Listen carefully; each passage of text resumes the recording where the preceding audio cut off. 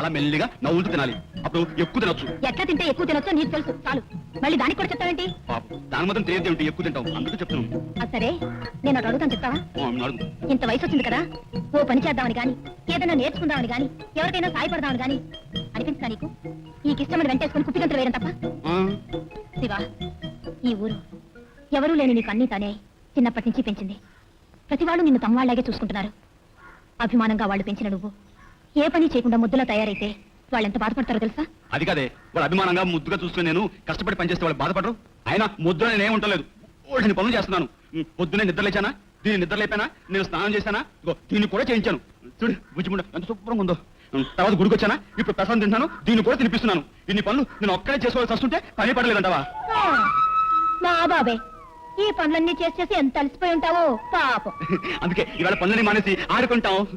ఇష్టమా మనం ఆడుకుందాం.